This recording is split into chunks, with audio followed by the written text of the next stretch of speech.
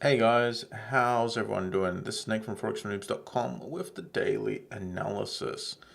Today is Thursday, the 10th of September 2020, and the time is 10 a.m. here in the UK. You're looking at a AUDJPY daily chart. In today's analysis, we're going to be looking for price action setups across all these pairs. We're going to be discussing some of the open trades, and we'll just be... Oh, I need to get the chart on screen. Here we go. That way I can see it properly. Hey, Olu. Yeah, so we'll be looking for price action setups. We'll get started with AUDJPY daily. Depending what time frame you're on, you possibly entered this trade. It's pulling back a little the last 8 hours, but I would just keep it open.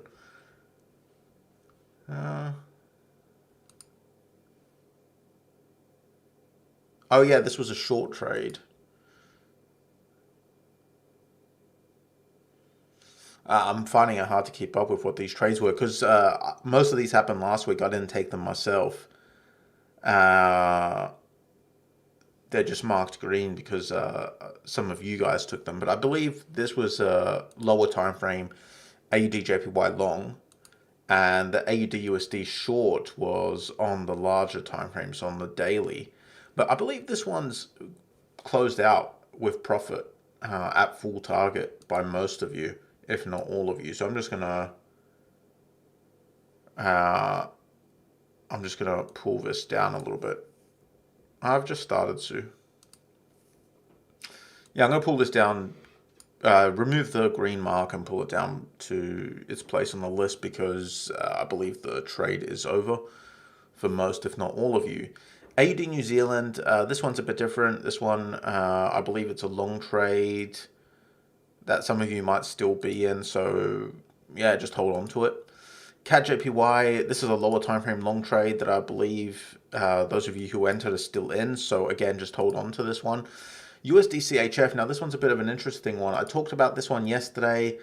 Basically, I believe I talked about this one on Tuesday's analysis as a potential. We went more into depth on yesterday's analysis. I said that I would personally wait for the daily, but that it's not necessarily a bad idea to enter on a lower time frame. I was wanting to see yesterday's daily candle closing on resistance, but I said to you guys that depending on how you wanted to play it, you could set your entry right now at 0.9153. I know some of you did that because some of you were not wanting to play it like I was. I was playing it ultra cautious. And I went into a bit of depth yesterday explaining how ultra cautious can be good, but it can also mean that you're going to miss out on some really good trades. And that's what happened to me. I took the ultra cautious approach and I missed out on what appears to be a very good trade. Whereas I know some of you took a little bit of a less cautious approach and set your entry in yesterday before it started dropping down, and you're in profit right now.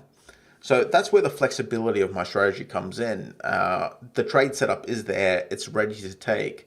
But if you want to be a bit more cautious like I was being, then you can be. Being more cautious usually means that you have a higher win rate, but it also means that you miss out on a lot of good trades. So this trade's a perfect example of a trade that I missed out on because I was being cautious, whereas some of you, instead of being cautious, you just got in. Well, not that you weren't cautious, you were just less cautious than me.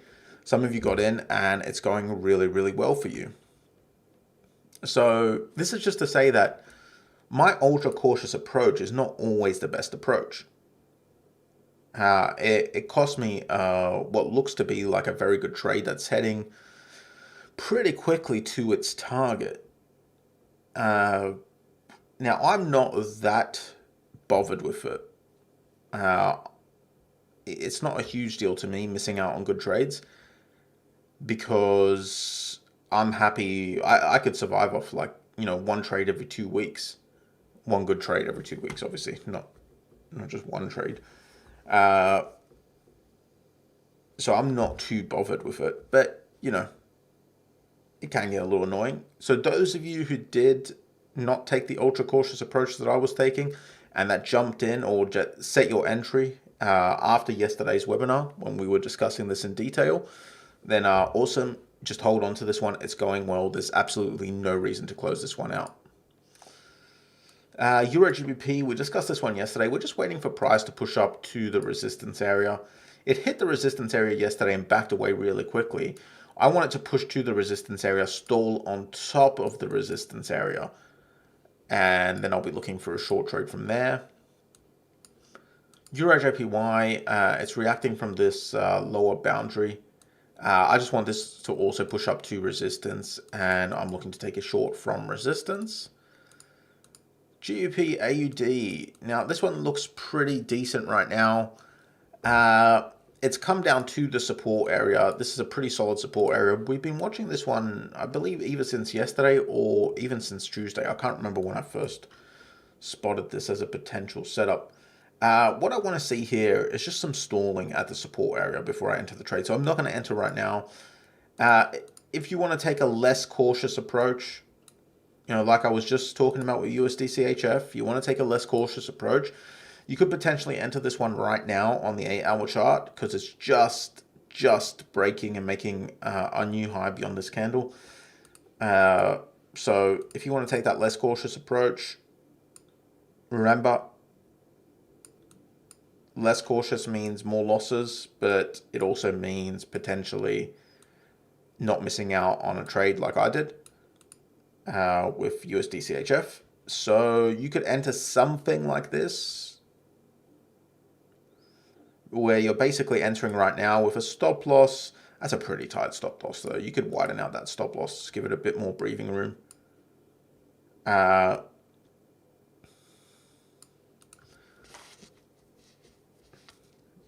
This is just a kind of like, I just threw this up on my chart. I haven't really looked at how good this stop and target is, but just a kind of a bit of an example here of how you could take this trade. So you could enter right now. You could place your stop loss roughly here, 17793 with a 2-hour target, something like that. That's the less cautious approach. I'm personally going to wait for indecision to form on top of support on the daily. Hopefully that makes sense.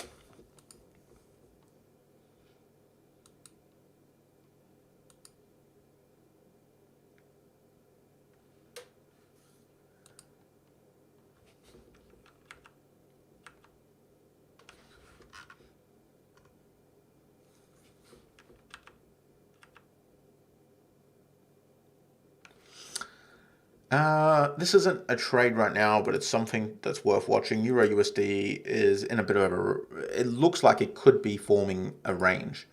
So we got bounce from the bottom, and we got what appears to be the beginning of a new bounce from the bottom. So that would give us the W, and the M we already have. What does M and W mean? For those of you who don't know, when I'm looking for a range, I want to see 2 bounces from the top boundary and 2 bounces from the bottom. So those 2 bounces usually appear as an M. So that's the 2 top bounces. The bounces are, once it hits and reverses from here, we got the 2 top bounces which are in the shape of an M. And the 2 bottom bounces are usually in the shape of a W. So here we have the beginning of the W was here. We have the W about to end here if it pushes all the way up to resistance. So if that happens, I'll be looking for a short from this resistance area. So this is another potential. We got what looks like a potential range. Let's see if it turns into an actual range.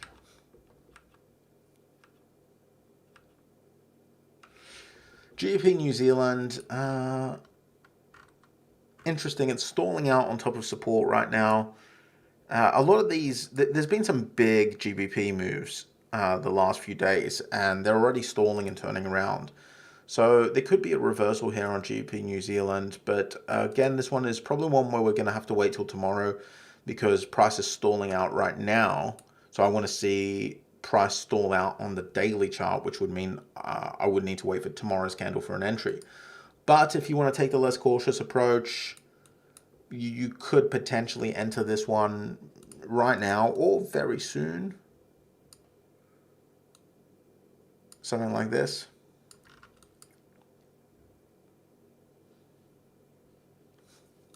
So there's a potential there. GBPUSD. Honestly, I don't even know what the support area is, but it looks like I might have accidentally moved the support area. Maybe not. I don't know. I'm just going to move the support area down. I'm not going to take a trade there, though, because the indecision candle is really big, and this is a very iffy support area, so I won't take a trade there.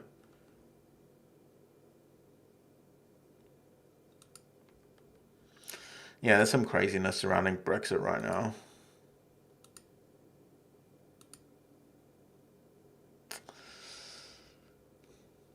That's pretty much it for the analysis, guys. In terms of new setups, we've got some stuff happening, and some of the setups from yesterday kind of making their way to where we want them to be.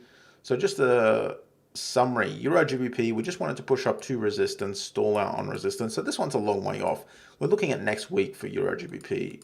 EURJPY, same thing. We're looking at price to push up to resistance and stall out on top of resistance here. So again, this is something that's likely not to happen this week, more likely next week. And Euro USD, exact same thing as EURJPY. We're just waiting for price to push up to resistance, stall out on top of resistance for a reversal from there. So again, next week. GBPAUD, this one is a little bit closer to happening right now.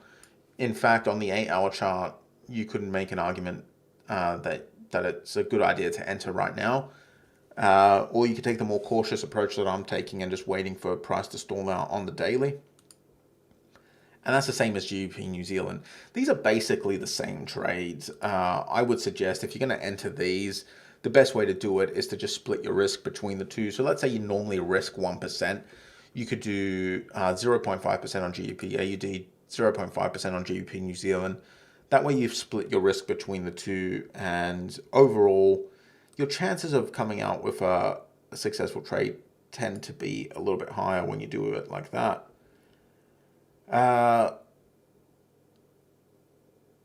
So yeah, that's pretty much it for the analysis, guys, in terms of new setups. And just for the currently open setups, if you're in the 8-hour long on AUDJPY, do hold on to that. If you're in the daily chart long on AUD New Zealand, may as well hold on to that. CADJPY, if you're in the 8-hour chart long, you may as well hold on to that. And if you caught the USDCHF one, which my caution kept me out of, definitely hold on to that, because that one's going really, really nice right now. So I'm glad I was able to share some winning trades with you guys this week, even though I didn't get into any of these trades myself. For varying reasons, I missed all of these trades. It happens, whatever. I'm not too bothered with that. I'm a little disappointed, to tell you the truth. I'm a little disappointed that I share good trades and then I somehow miss or don't get in through caution to them myself, but whatever.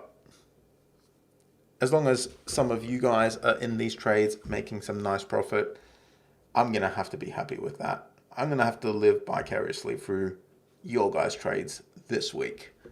But yeah, that wraps it up for the analysis, guys. Not much else to discuss today, but I'm happy to answer questions if you guys have any questions. Olu, should we not exercise some caution on euro pairs today because of the expected economic news? Of course, but there are no euro setups today. So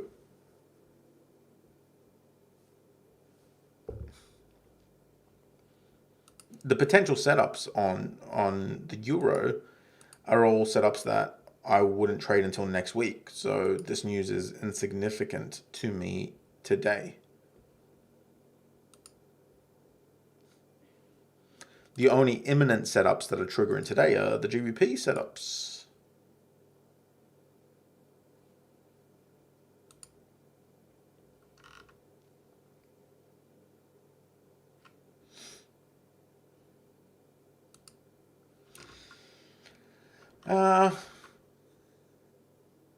Nah. I don't really think this is a strong bearish trend. Continuations require a strong bearish trend. This is essentially two big bearish candles, 2 days of big bearish candles, and we've already got price stalling.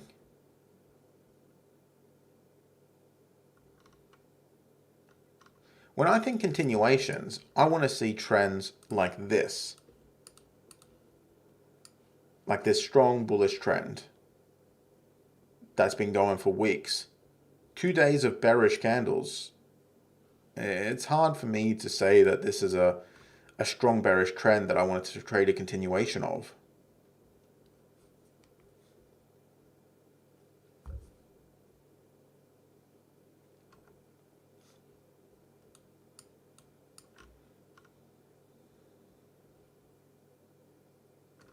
And when I say two, I know technically speaking, if you look at it, this was also a bearish candle, but this first bearish candle here, price was kind of just moving within that range that was created. It broke out of that range with two big candles. And immediately after those two big candles, we got indecision. So nothing about this says to me strong bearish trend. Therefore, a continuation which relies on a strong trend just doesn't make sense.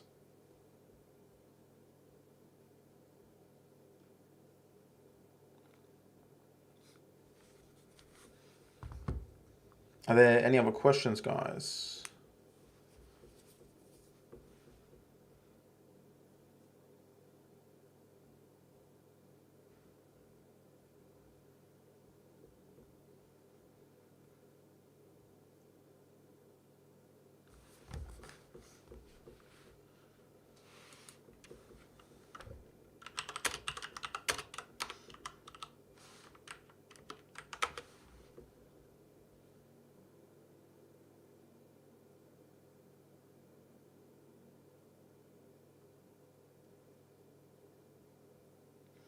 All right, it doesn't look like there's any questions, so I'm going to wrap this one up. Thank you guys very much for attending. Do keep an eye on all these potential setups. They're all looking pretty decent. The Euro ones, not till next week. GBP ones, you could trade right now, or you could wait till next week. Just depends how you want to play them. Remember, cautious versus not cautious, or ultra cautious versus a little bit cautious is probably the best way to put it. Because trading on the 8 hour doesn't mean you're not being cautious, because you're still waiting for those setups to form, just not as cautious as me. So keep an eye on these potential setups. To those of you who are in the good ones that are playing out right now, awesome. Glad you guys could get into them. Other than that, I'll see you guys I'll see you guys on the forum, but I'll also see you guys on Tuesday's analysis, which is going to be at 10 a.m. in the morning, I believe. So thank you guys very much, and I'll see you later.